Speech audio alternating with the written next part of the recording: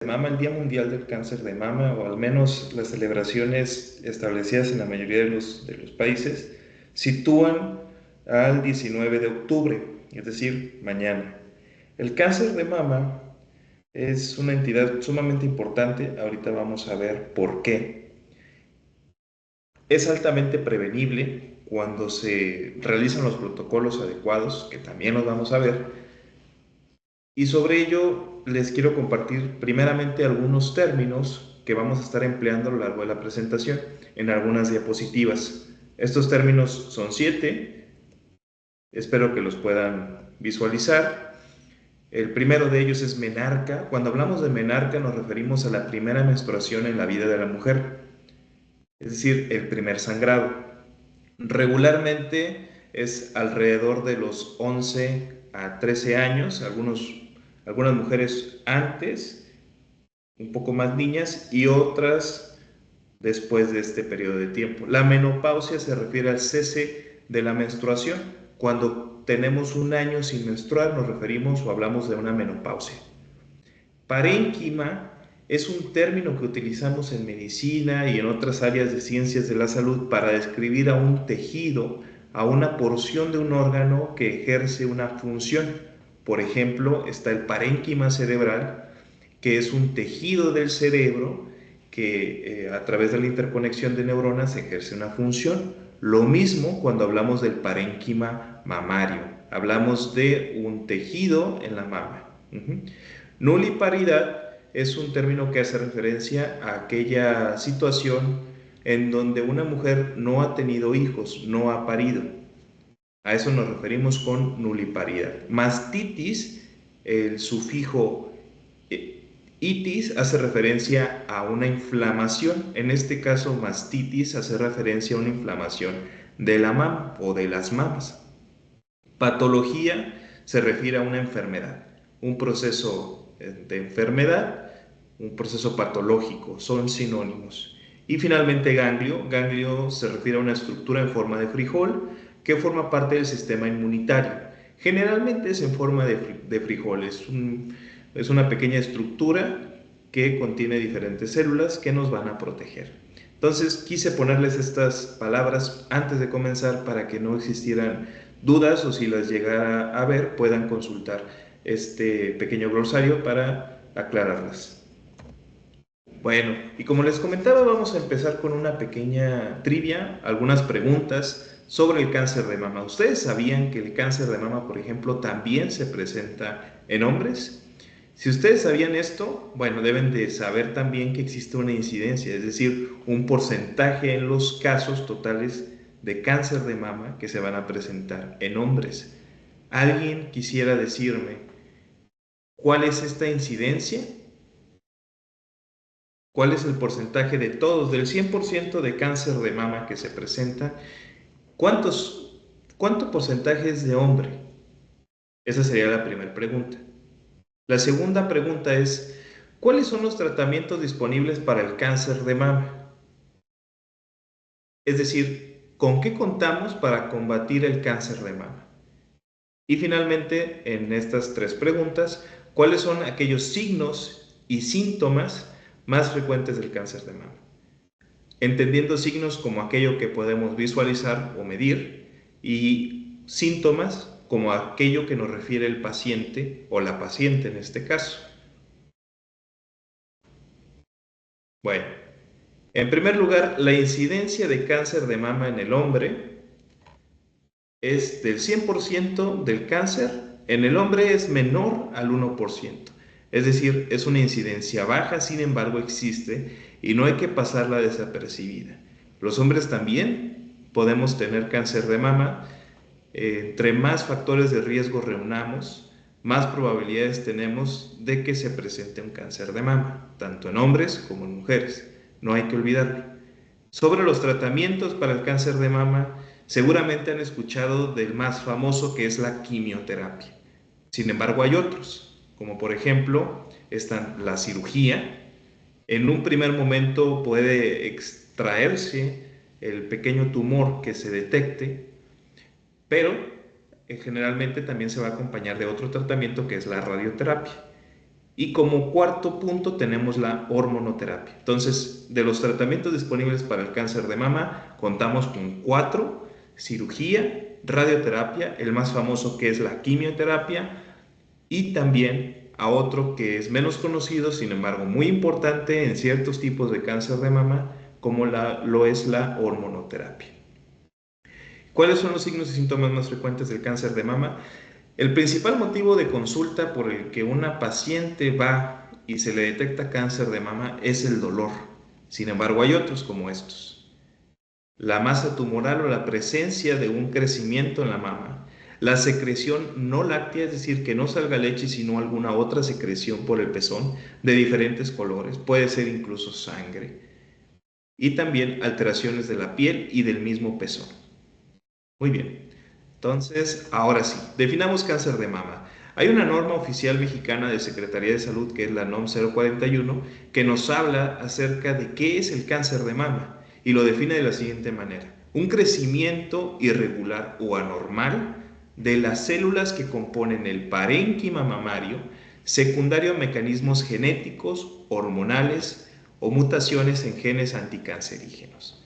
Es decir, cuando hablamos de cáncer de mama nos referimos a una proliferación, a una reproducción o alguna masificación del tejido mamario, ya sea porque contamos con genes que nos predisponen a esos, que serían el BRCA1 y el BRCA2. Contamos con alteraciones hormonales, generalmente una exposición del estrógeno muy constante, por eso es que se presenta mucho más en mujeres, y finalmente por alteraciones en ciertos genes que combaten el cáncer, porque si ustedes no lo sabían, todos tenemos cierta formación de células que pueden llegar a ser cancerígenas. Sin embargo, contamos con genes que nos protegen para hacer una codificación de proteínas y detener a estas células cancerígenas o potencialmente cancerígenas mediante algo que se llama apoptosis, es decir, la muerte celular programada. Nuestro cuerpo se regula, sin embargo, en pacientes con cáncer de mama puede haber alteraciones que nos impidan este proceso protector. Otro punto importante es que desde que se detecta cáncer de mama debemos de tratarla como una enfermedad de todo el organismo, una enfermedad sistémica de aparatos y sistemas, ya que el cáncer de mama se disemina o se propaga muy rápido.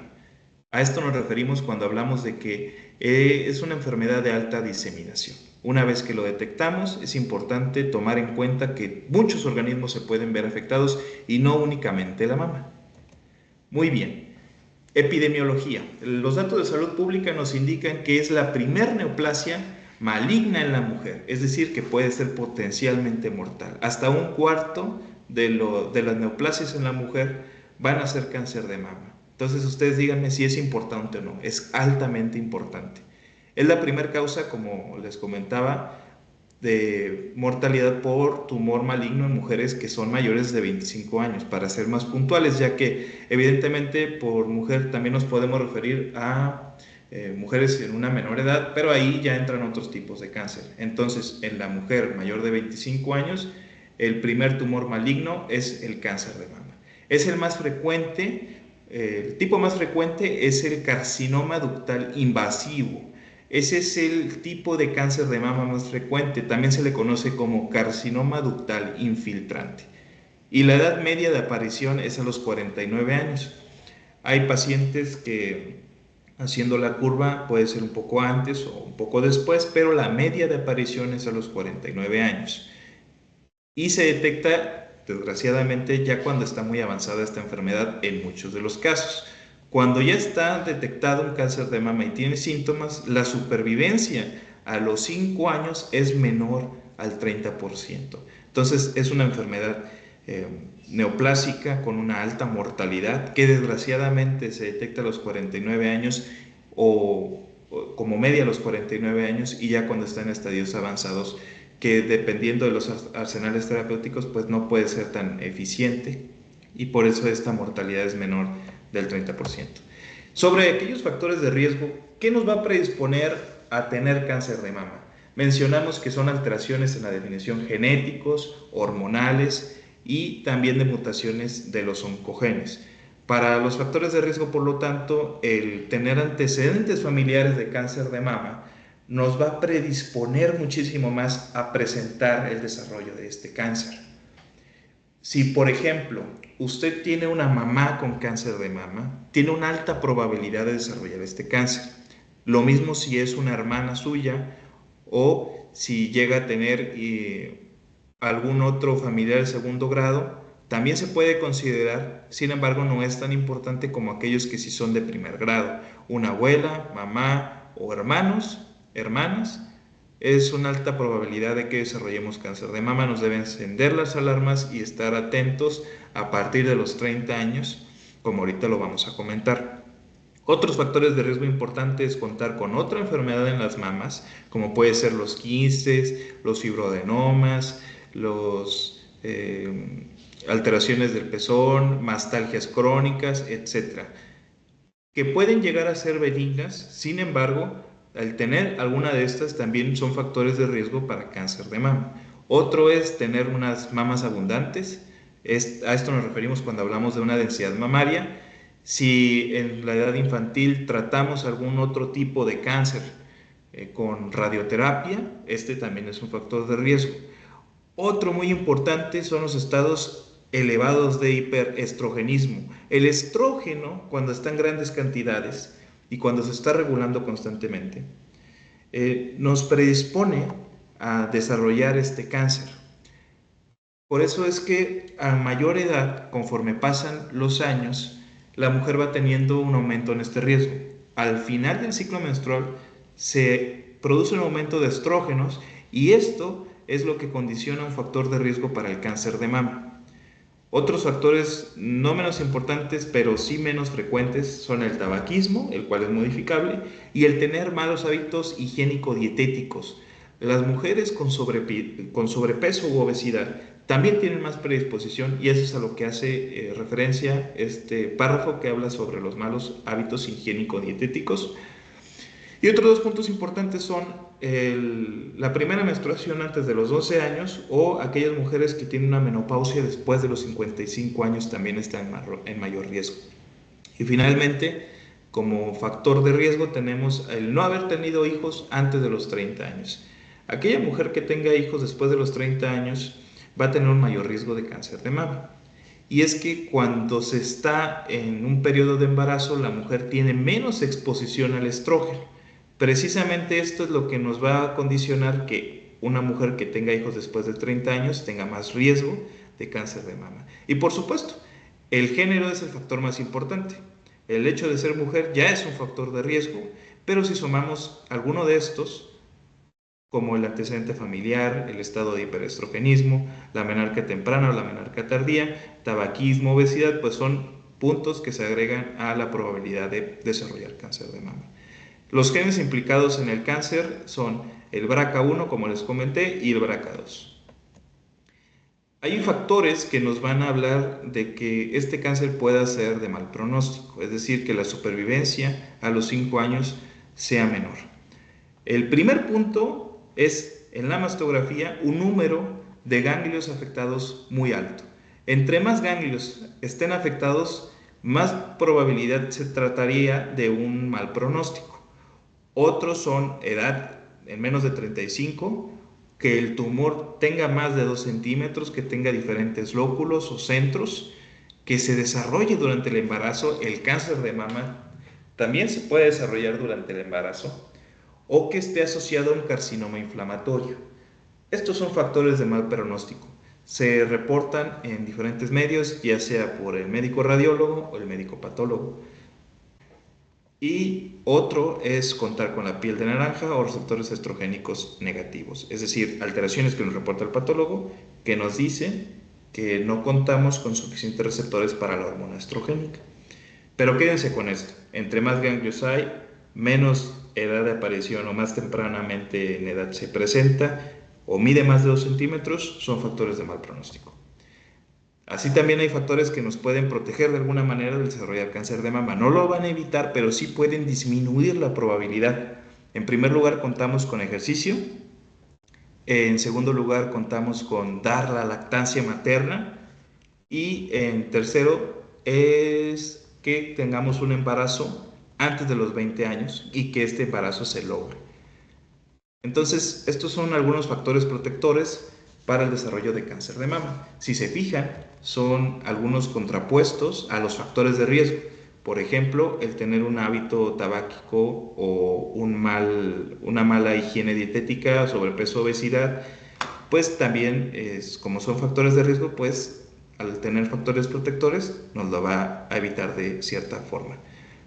Y a su vez, la nuliparidad o no tener hijos antes de los 30 es un factor de riesgo y por lo tanto el embarazarse a ciertas edades nos puede proteger de cierta manera. Estos factores protectores no son en sí recomendaciones. Por ejemplo, el ejercicio y la lactancia materna sí. El embarazo a término antes de los 20 años no es una recomendación, simplemente nos sirve para determinar que la probabilidad de que en esa paciente tengamos menos cáncer es mayor. Puntos a recordar sobre el cáncer de mama. El área donde más se va a presentar el tumor o los tumores de cáncer de mama va a ser en el cuadrante superior externo. Hasta la mitad de los casos van a estar en esta área que, como ustedes pueden darse cuenta, está muy cerca de la zona axilar. Entonces, esta es la zona de afectación principal del cáncer de mama. En segundo lugar tenemos al pezón y en tercer lugar tenemos al cuadrante superior interno. Entonces, de la mitad para arriba de la mama es más frecuente que se presente el cáncer y todavía es más frecuente en la parte que está junta a la zona axilar.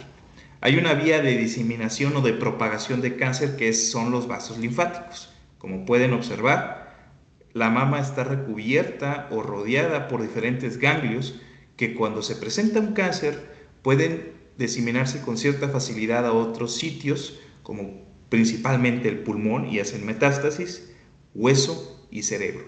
Estos son los sitios donde más se va a propagar el cáncer de mama.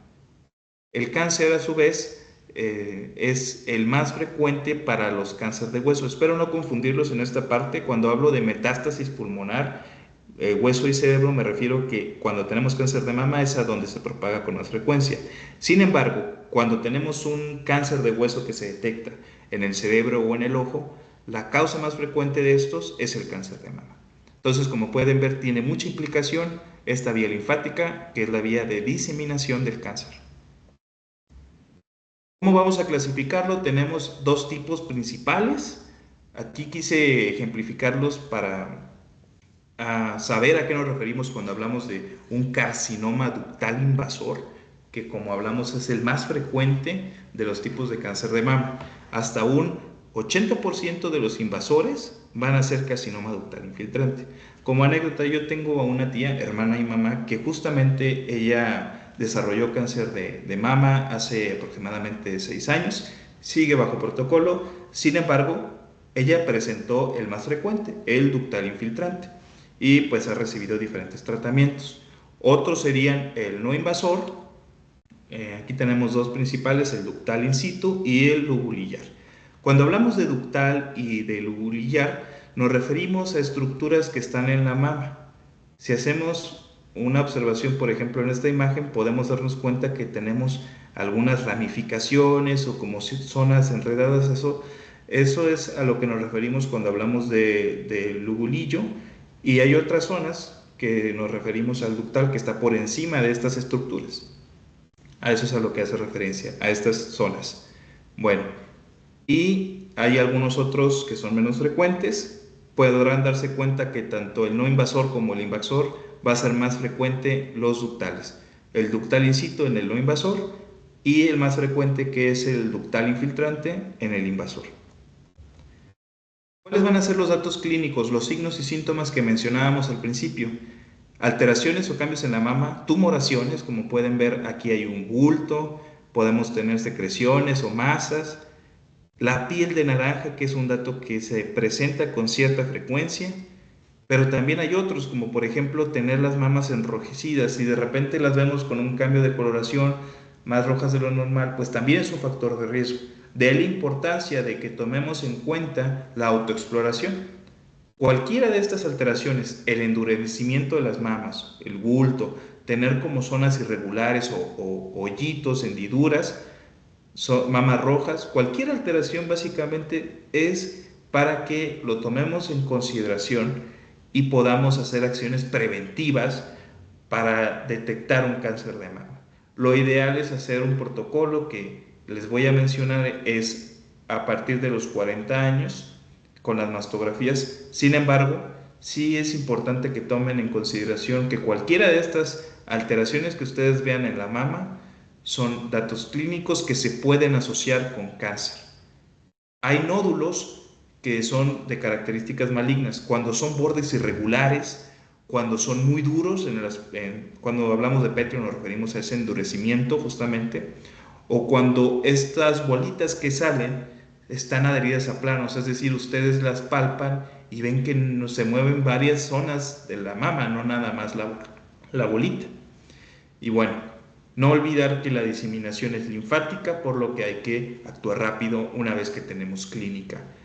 Y al 80% de los casos y motivo de consulta para después detectar cáncer de mama va a ser tocar una masa. Y ya para ejemplificar estos signos y síntomas de cáncer de mama son 4 principales: la tumoración, el dolor en las mamas, sacar alguna secreción que no sea leche o alteraciones en la piel y el pezón. Nada más para tenerlo en otra forma de presentación. ¿Cómo vamos a prevenir el cáncer? A partir de los 20 años todas las mujeres deben de hacer una autoexploración. Eso que ustedes ven en las campañas de salud es muy importante, porque podemos tener síntomas y no detectar el cáncer porque la mujer no se hace una autoexploración. Es decir, ahí están, pero nunca las palpamos las mamas, o las palpamos y no le damos esa importancia. De ahí pasamos al siguiente punto, que es hacer una exploración física, pero por un profesional de la salud. Hay especialidades como los médicos familiares, los de salud preventiva, médicos que sobre todo van a encontrar en las instituciones de salud, en donde ustedes deben de acudir a hacer una verificación cuando tengamos alguna masa. Hay que ir a consulta para que se haga esa revisión. Y otros 2 puntos son el ultrasonido y la mastografía. Deben de acudir a una zona donde se cuente con estos equipos y el personal capacitado para hacerlo. A partir de los 40 años se recomienda la mastografía. Si tenemos factores de riesgo, van a ser 2 veces al año. Y entonces aquí tenemos una forma general de clasificar cuáles van a ser las acciones para detectar el cáncer de mama. Si tenemos menos de 40 años, hay que hacernos una pregunta. ¿Cuento con factores de riesgo, entre ellos familiares? ¿Tengo antecedentes hormonales? ¿Fui tratado como en radioterapia? ¿Tengo obesidad?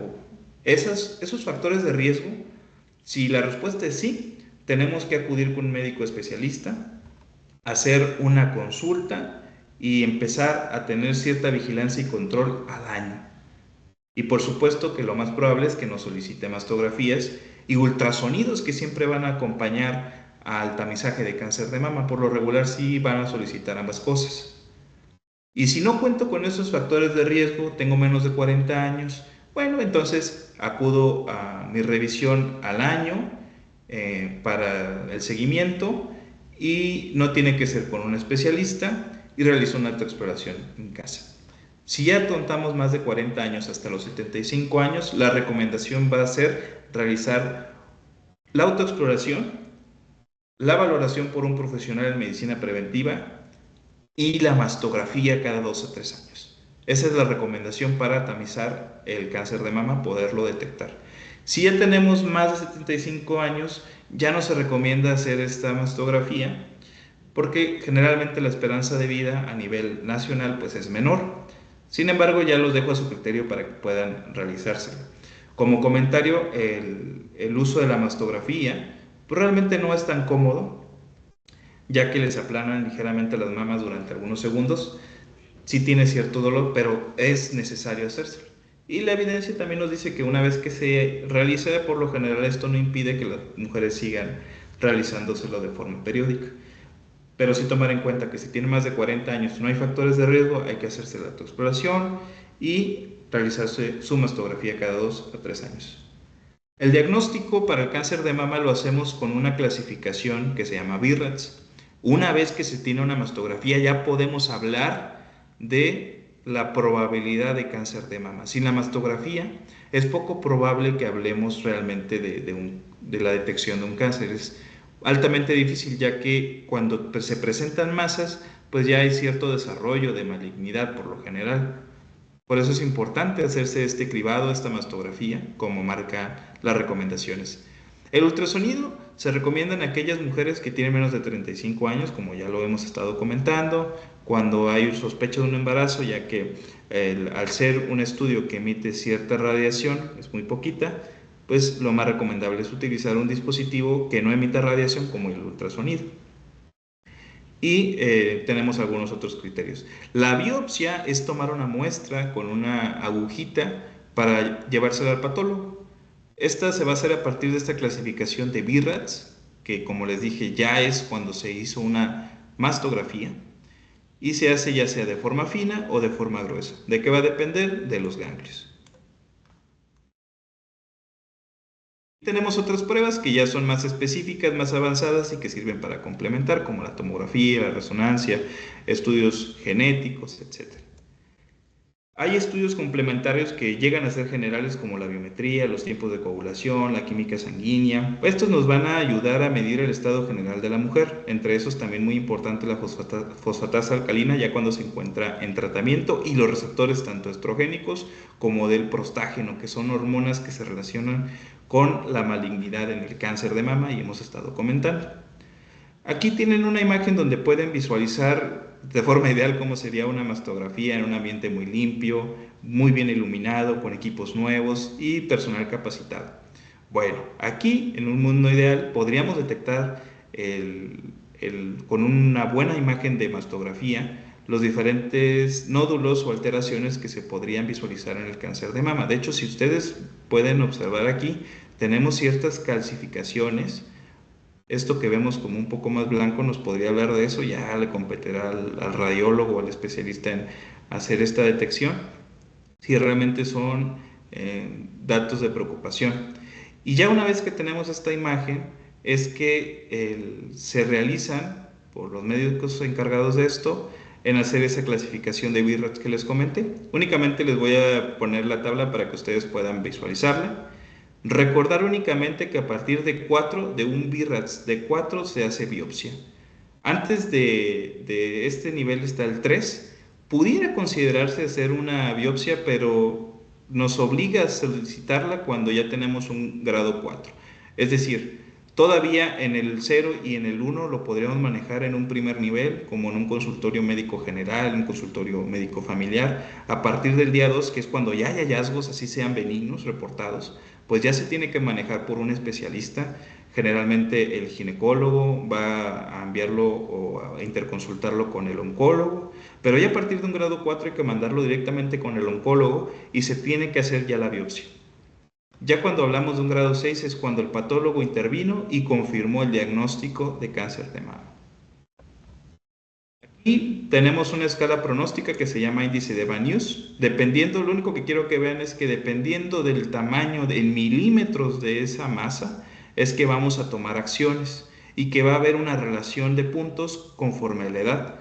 Es decir, a mayor edad, a menor edad, disculpen, menor puntos de... Perdón, aquí ya me estoy revolviendo. Cuando tenemos mayor edad, son más puntos, menos puntos, perdón, de malignidad. Es decir, si se presenta una masa en una menor de 40 años, eso nos da 3 puntos en el índice de Van Nuys y es un criterio que nos arroja la necesidad de hacer diferentes intervenciones con la cirugía. Entre más puntos arroje el Van Nuys, más agresivo va a ser el tratamiento propuesto. El tratamiento general, por lo tanto, se aboca a estos puntos: la quimioterapia, la cirugía. Generalmente se complementa la cirugía con radioterapia, así sea conservadora, y la hormonoterapia cuando tenemos confirmada una elevación de los estrógenos. Aquí podemos visualizar unos ejemplos de quimioterapia y radioterapia. La cirugía entonces es un proceso que puede ser conservador o más radical. Cuando hablamos de un procedimiento conservador nos referimos a quitar únicamente el tumor y una cirugía radical a quitar toda la mama. A esto se le conoce como mastectomía. La radioterapia generalmente complementa a una cirugía conservadora, es decir, seguimos teniendo la mama, quitamos ya el tumor, o lo quitan los cirujanos oncólogos, mejor dicho, y le emiten sus rayos especiales para que puedan eliminar los restos de tumoración o de células malignas que puede contener el cáncer. Y para la hormonoterapia les comentaba que es confirmado ya el nivel alto de estrógenos, pues lo que vamos a dar es este medicamento antiestrogénico de elección, el cual es el tamoxifeno. Les puse esta presentación del laboratorio de AstraZeneca para que ustedes lo puedan visualizar. Generalmente vamos a encontrarla en una presentación de cajas de 20 tabletas de 20 miligramos. Y aquí tenemos algunas generalidades de este fármaco que sirve para complementar el tratamiento de cáncer de mama cuando tenemos confirmados estrógenos altos. Este medicamento entonces va a reducir el efecto de los estrógenos, ya que no va a permitir que actúen. Va a bloquear también la fase de replicación celular que se asocia con el cáncer, es decir, aparte de evitarnos los estrógenos altos y que esto a la vez propague el cáncer de mayor velocidad, también va a evitar que el cáncer se produzca como tal o se disemine. Se utiliza para diferentes cosas, como también el cáncer de endometrio, que igualmente se asocia a estrógenos altos, y otros como la osteoporosis. Entre más estrógeno, también hay más riesgo de otras complicaciones como la osteoporosis. Hay ciertas contraindicaciones. No se le puede dar a una embarazada, no se le puede dar, por supuesto, a alguien con alergia, y tenemos que considerar que pueden bajar las plaquetas con este fármaco. La dosis que damos generalmente es de 20 a 40 al día y tiene que conservarse en una temperatura ambiente a no más de 30 grados. El rango de precios de este medicamento es de 602 a 2.907 pesos. Varía mucho dependiendo de dónde se adquiera. Como comentario, esta es hormonoterapia. Recuerden que el cáncer de mama tiene diferentes puntos en su tratamiento. La quimio es otra cosa. Ya hablar de una quimioterapia en cáncer de mama es sumamente costoso, una cirugía ni se diga, la radioterapia también. Entonces, de hecho, de estos tratamientos, el complementario que es la hormonoterapia va a ser el más económico. Entonces, para que ustedes puedan darse una idea, los tratamientos en únicamente el complementario puede ser de esto, y considerar que generalmente van a requerir 2 tabletas. Entonces, este rango de precios puede duplicarse sin ningún problema, y ya dependerá mucho el tipo de cáncer que tenga la paciente, el tratamiento que pueda abarcar. ¿Qué les quiero decir con esto? El cáncer de mama puede ser impagable por la vía particular. Es altamente costoso. Les puse el ejemplo de mi tía. Ella, por ejemplo, para hacerse sus sesiones de quimioterapia, tenía que desembolsar 36,000 pesos en la ciudad de Monterrey. Entonces, para que ustedes lo tengan a consideración, son altamente costosas las quimios como tal, y bueno, los tratamientos complementarios también pueden sumar mucho. Así que a esta se le considera una enfermedad catastrófica, una enfermedad de gastos catastróficos. Y otros puntos del tratamiento para recordar es que la cirugía es la primera opción. Si es un tumor chiquito, menos de 3 centímetros, va a ser conservadora, es decir, solamente se va a quitar el tumor y no toda la mama. Si ya es más extensa la lesión, se tiene que quitar toda la mama. Siempre se va a complementar con una radioterapia. Y la quimioterapia se da por estos agentes, que es las antraciclinas y los taxanos. Y tenemos también otros como la hormonoterapia y algunos tratamientos ya más específicos para cierta malignidad, como el HER2, que de hecho se asocia muchísima malignidad.